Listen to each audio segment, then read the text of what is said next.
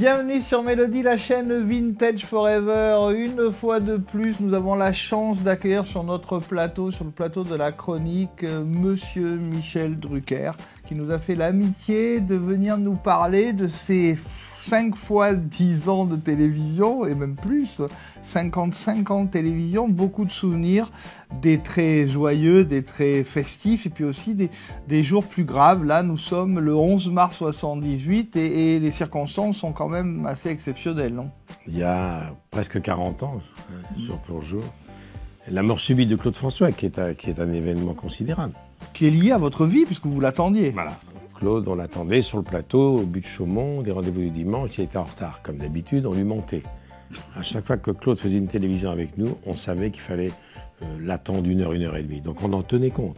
On lui donnait un autre horaire pour être sûr au moins qu'il arrive.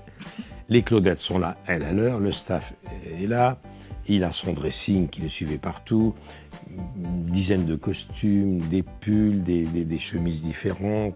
Les coiffeurs sont là, la maison Carita est passée avant pour que les mèches blondes soient bien blondes.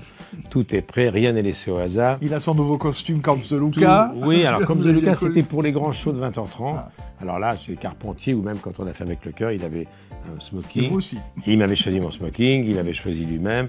Le roi du smoking, c'est M. Camps de Luca, place de la Madeleine. Et il était venu surveiller toute la hauteur. J'avais des petites bottines comme lui. Il voulait qu'on soit le blond, le brun, mais exactement habillé de la même façon.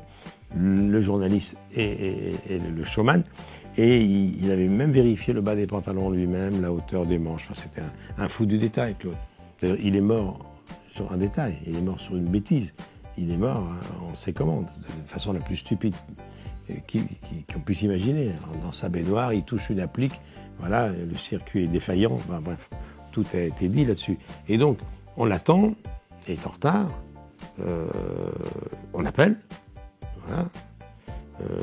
C'était Marie-Thérèse Perrin, son attachée de presse, qui nous dit il arrive. Il est dans son bain, il arrive. C'est hallucinant. Après, une heure après, toute la radio, Claude François est mort. On ne peut pas le croire. Bon.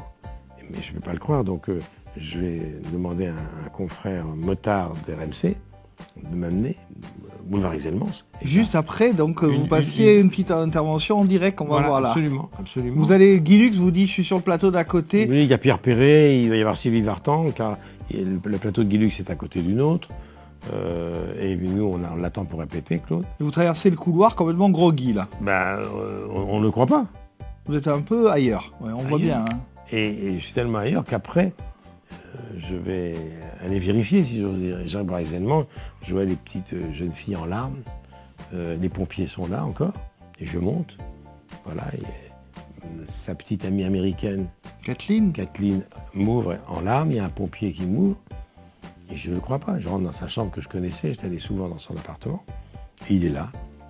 Et j'ai envie de lui dire, mais Claude, ça fait 1h30 qu'on t'attend. Il dort, apparemment. Il est mort. Et vous ne réalisez pas? Non, on ne réalise pas. On ne réalise pas. Puis alors, il y a un déferlement, les radios, la foule arrive, boulevard Exelmans. Le pompier qui est là, d'ailleurs, il m'a envoyé un mot il n'y a pas longtemps, ce pompier qui était là, qui a essayé de le ranimer.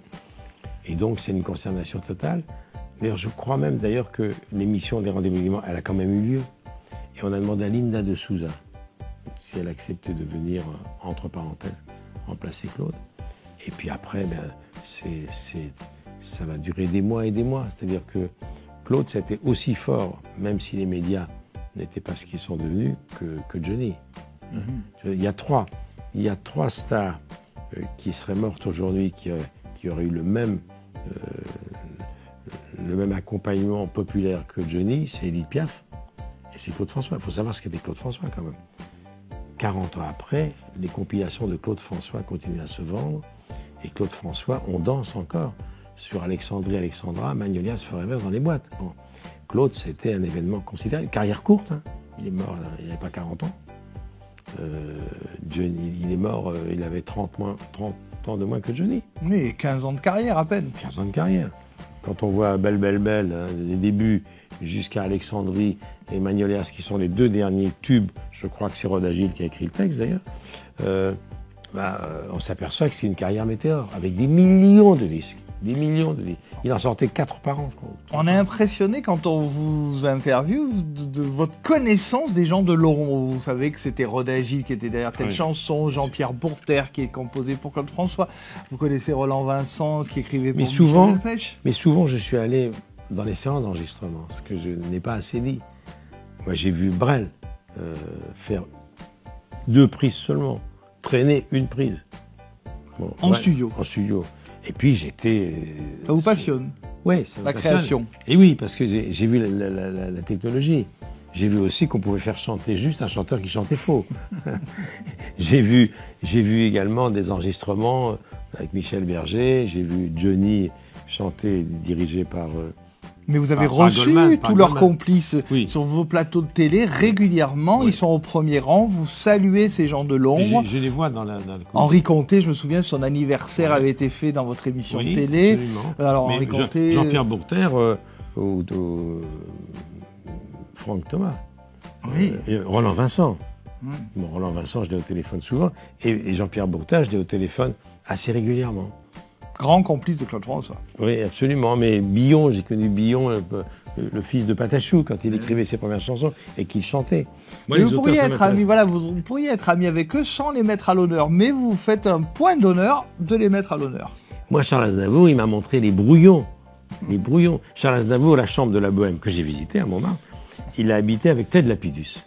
Ted Lapidus, le grand couturier, était le meilleur ami de Charles Aznavour. Et ils ont habité la Bohème. Je vous parle d'un temps que les moins de 20 ans ne peuvent pas connaître la France en ce temps-là. J'ai visité la chambre, près de la place du Tertre. Charles me l'a montré. Lapidus m'a un jour montré les brouillons, les premiers brouillons des chansons de Charles, quand il écrivait. Et ça, j'adore ça. Quand j'allais voir Ferrat enregistrer chez Barclay, avec Goraguer qui était là, j'adore. À Auch, Studio Auch. Studio Auch, absolument.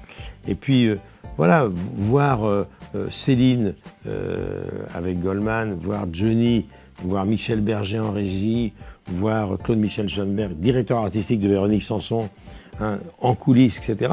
Je vous raconte ma guerre, là, c'est un combattant. Mais on adore. Mais voilà, Slim, le guitariste de Slim Pesin, le studio avec ce géant, le preneur de son. Bernard Estardi. Bernard Estardi. CBE.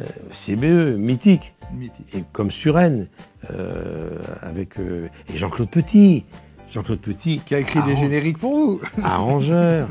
Il a fait des musiques de films. Ah ouais, grande musique. Bien sûr. Hein, il a des Rapneau. Le Hussard sur le toit, entre autres. Cyrano, c'est lui qui a fait ça.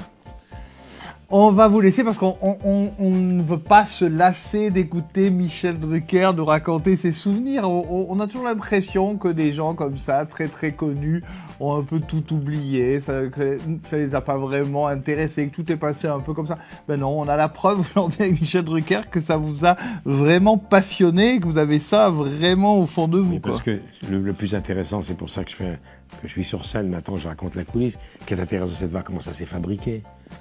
Être dans une régie avec les ingénieurs du son, on voit comment ils font chanter les artistes, comment ils arrivent à améliorer une chanson, comment juste une cassette avec un piano-voix devient une symphonie grâce aux arrangeurs, grâce à Goraguer, grâce à Garvarez, grâce à à Jean-Claude Petit.